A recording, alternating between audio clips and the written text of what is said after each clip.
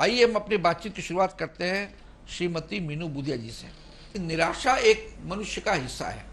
हर आदमी, human being में आशा निराशा एक सिक्के के दो पहलू हैं। लेकिन निराशा और डिप्रेशन में क्या फर्क है, और डिप्रेशन को आप कैसे डिफाइन करेंगे? डिप्रेशन को मैं आपसे जानना चाहता हूँ।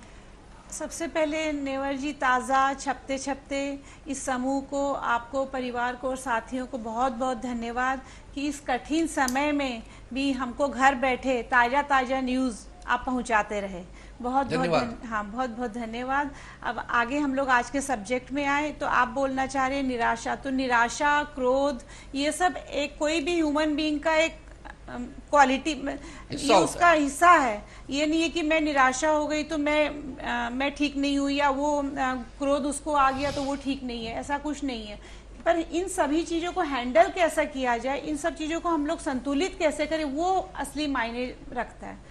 अगर निराशा मेरे को भी होती है, रोज होती है कोई ना कोई चीज़ से, पर अगर मैं जानती हूँ मैं अपनी निराशा को कैसे आशा में बदलूँ या इसको कैसे हैंडल करूँ, वही एक फ़र्क है। और जो लोग इसको हैंडल नहीं कर पाते वो धीरे धीरे डिप्रेशन में चले जाते हैं। इसको हम लोग ऐसा कह सकते हैं कि निराशा मानव स्वभाव का हिस्सा है, जबकि डिप्रेशन एक बीमारी है, एक अवसाद है। कोई उसका बहुत ही प्रचंड रूप है, उसका बहुत ही विकृत रूप है उसका। तो आइए मैं कुछ सवाल जवाब के माध्यम से चाहूंगा कि आप हमें बताएं तो लोग ठीक से समझ सकें। मेरा पहला सवाल है कि अवसाद यानी डिप्रेशन के क्या लक्षण होते हैं? डिप्रेशन का सबसे बड़ा लक्षण है कि हमको रोज की लाइफ में जो जिन चीज़ों में रुचि थी उन चीज़ों में अब रुचि नहीं रही। या तो वो इंसान ज़्यादा सो रहा है या कम सो रहा है, या तो उसको ज़्यादा भूख लग रही है या कम भूख लग रही है। तो ये सब लक्षण, ये नहीं कि आज मैं ठीक सो के उठी, मेरे को ठीक नहीं लग रहा तो इसका मतलब मैं डिप्रेशन के शिकार हूँ, नहीं। ये सब लक्षण एटलीस्ट 2 से 3 वीक्स तक कंसिस्टेंट रहने चाहिए किसी भी इंसान में, तभी माना जाएगा कि वो क्लिनिकल डिप्रेशन का शिकार है। मतलब कहने का कि ऐसे आदमी की दिनचर्या में कभी वो आदमी कम सोता है, कभी ज्यादा सोता है, हाँ। लेकिन एक कोई चीज बहुत लंबे समय तक चले तो एक चिंता का कारण बन सकती है। इसका मतलब कि वो व्यक्ति कहीं ना कहीं डिप्रेशन की तरफ जा रहा है। यस। तो ये जो ये आपका डिप्रेशन है, इसमें हमको ये हर डॉक्टर नहीं इलाज कर सकता, हर व्यक्ति इलाज नहीं कर सकता। हालांकि हमारे देश के सबसे बड़ा गुण है कि हर बीमारी का इलाज सबके पास होता है। आप किसी से पूछ लीजिए, सड़क चलते आपको रास्ता पूरा बता देगा। लेकिन हमको प्रोफेशनल आदमी की इसमें मदद की जरूरत क्यों होती है, कब होती है, किस स्टेज पर होती है? सबसे पहले आज डिप्रेशन किसी को अगर है तो हम लोग स्टार्ट करते हैं टॉक थेरापी से। आप अपने परिवार में, अपने बंधुओं में आप शेयर, सबसे पहली बात है शेयर करना।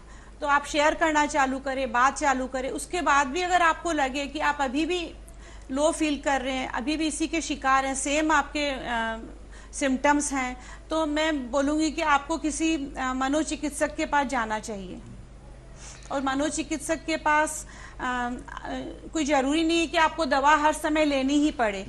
कई बार होता है कि खाली काउंसलिंग से काम बन जाता है, पर अगर आपके लक्षण बहुत ही सीवियर हैं तो दवा की भी एक सहायता लेनी पड़ सकती है। जैसा आपने बताया कि आपको किसी प्रोफेशनल आदमी के पास जाना चाहिए, किसी साइकोलॉजिस्ट के पास में जाना चाहिए, मेरा तो क्या आपको लगता है कि वो जो साइकोलॉजिस्ट या प्रोफेशनल आदमी है या जिस तरह से भी हो, इसका इलाज हो सकता है? ये कोई लाइलाज बीमारी नहीं है आपको लगता है? ये सबसे आसान बीमारी है। मेरा बोलने का मतलब ये कि सबसे ट्रीटेबल, सबसे अच्छी क्योरेबल बीमारी है। इसका 99% इलाज है। तो हम लोगों के देश में 100 में से 90% लोग जो मानसिक वेदना से पीड़ित हैं, उन लोग इलाज नहीं लेते हैं। आप सोचिए कितनी बड़ी संख्या है। ओनली 10% पीपल जाते हैं सहायता के लिए। तो हम लोगों को ज़्यादा जागरूकता बढ़ानी है, कैसे इस संख्या को बढ़ाना है, ये हम लोगों को देखना है। तो सहायता लेनी बहुत ज़रूरी है। यही सहायता न लें तो यही डिप्रेशन आगे सुसाइड में बदल जाता है। आपका कहने का अर्थ है कि अगर ऐसी स्थिति हो तो तुरंत प्रोफेशनल आदमी पर जाना चाहिए। कोई इसमें देरी नहीं करनी चाहिए, वरना इसमें हो सकता है कि ये इस तरह की चीज़ों में और इजाफा हो जाए और बाद में जाके ये बहुत कठिन हो इसका इलाज। अच्छा, एक बात जो बहुत नॉर्मल है कि मैं दवाई लेना नहीं चाहता, कई जो डिप्रेशन की शिकायत दवाई लेना नहीं चाहता, क्योंकि उनका ये मानना है, उन्होंने सुना है कि दवाई लेने से फिर आप हैबिचुएटेड हो जाएंगे, पूरी जिंदगी भर आपको दवाई लेना पड़ेगा, बिना दवाई के रह सकते हैं। लेकिन डॉक्टर बोलता है कि आप दवाई लीजिए तो आप हमें बताइए कि इसमें क्या करना चाहिए। सबसे पहले मैं ये बोलूँगी कि डिप्रेशन की जो दवाइयाँ हैं, ये सब अभी जो आधुनिक दवाइयाँ आ गई है, ये बिना कोई साइड इफ़ेक्ट के हैं और ऐसी कोई हैबिट फॉर्मिंग नहीं है। और मैं एक सवाल दर्शकों से करना चाहूँगी कि आपके जब डायबिटीज़ होता है, आपके हाई ब्लड प्रेशर होता है, तो ये आप इनकी दवाई क्या आप लाइफ लॉन्ग नहीं लेते हैं या आप लेके छोड़ देते हैं? जब आपका मन आया कि छोड़ दिया, नहीं छोड़ते हैं। आप इलाज के लिए जाते हैं और दवाइयाँ लेते हैं। पर अगर हम डिप्रेशन के लिए डॉक्टर दवाई लेने बोलता है तो हम लोग बोलते हैं नहीं, मेरे को हैबिट फॉर्म हो जाएगा। तो ये अलग क्यों है? ये भी हमारे शरीर का एक हिस्सा है, फिजिकल एंड मेंटल इंटरडिपेंडेंट है। ये जिस तरह से हम लोगों को high blood pressure, diabetes treat करना, वैसे ही हम लोगों को डिप्रेशन भी ट्रीट करना है। और डिप्रेशन बहुत ही अच्छे से ट्रीट होता है और इसकी दवाइयों को धीरे धीरे टेपर ऑफ करके बंद कर दिया जाता है। तो ये सोचना ही नहीं चाहिए हैबिट फॉर्मिंग है। अच्छा, जैसा मैंने अपने शुरू के वक्तव्य में कहा कि ये जो डिप्रेशन का मामला है, ये कोई युवकों की मोनोपोली नहीं है। पहले लोग समझते हैं युवक है, यंग लोग होते हैं, इसमें डिप्रेस हो जाते हैं, उनको रोजगार नहीं मिला। बाकी अभी हम देख रहे हैं, अखबारों में हम पढ़ते हैं कि बच्चे भी डिप्रेस हो जाते हैं। तो ये बच्चों में डिप्रेशन क्यों आता है? ये एक टर्म है चाइल्डहुड डिप्रेशन, जो कि हम लोग सब नहीं जानते। हमारे जब बच्चे स्कूल नहीं जाना चाहते, ऐसी चीज़ें, खेल कूद, मित्रों से मिलना वो नहीं करना चाहते जो रियल में करते थे, तो हम लोग सोचते हैं कि क्या हुआ, क्यों नहीं कर रहा है, स्कूल क्यों नहीं जा रहा है। पर एक्चुअली हम लोगों को कारण ढूंढना चाहिए कि क्यों नहीं जा रहा है। बहुत कारण हो सकते हैं, पर उसमें एक कारण डिप्रेशन भी हो सकता है। हर बच्चे भी डिप्रेशन के शिकार हो सकते हैं। उनको भी अगर प्रॉपर ट्रीटमेंट कराया जाए, प्रॉपर काउंसलिंग कराई जाए, तो एकदम ठीक हो जाते हैं।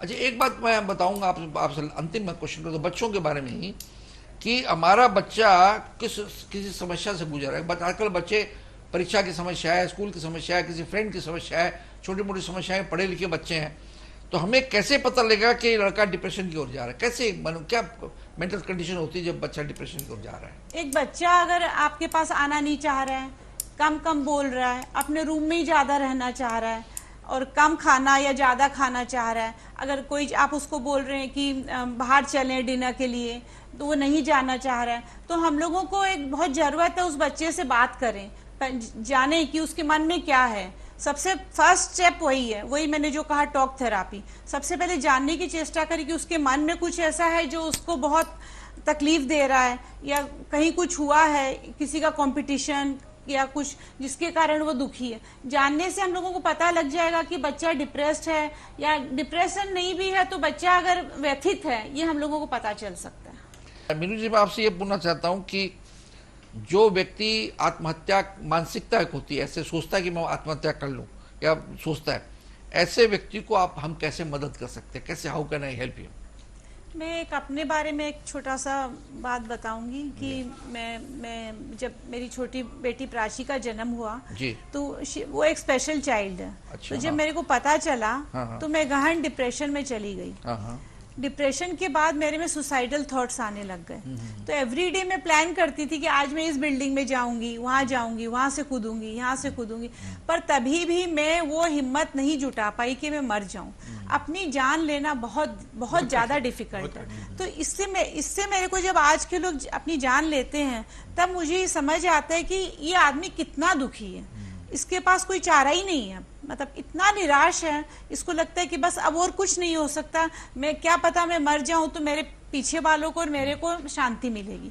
तो इसको हम लोग रोकना संभव सबसे पहले ये है कि बहुत सारी अवेयरनेस, हम लोगों को ये अवेयरनेस करनी होगी कि डिप्रेशन चाहे सुसाइड, ये सब प्रिवेंटेबल है। और जैसे कि सुगंधा ने बताया, जो लोग सुसाइड करते हैं उन लोग हिंट देते हैं, हर आदमी हिंट देता है। जैसे सुशांत ने भी अपने फेसबुक लाइव में लिखा था कि मैं बहुत निराश हो गया हूँ, पर उसने वो रिमूव कर दिया, पर ये उसके लास्ट 2-3 पोस्ट ऐसे थे जिसमें वो हिंट दे रहा था कि अब और जीने का मन नहीं है।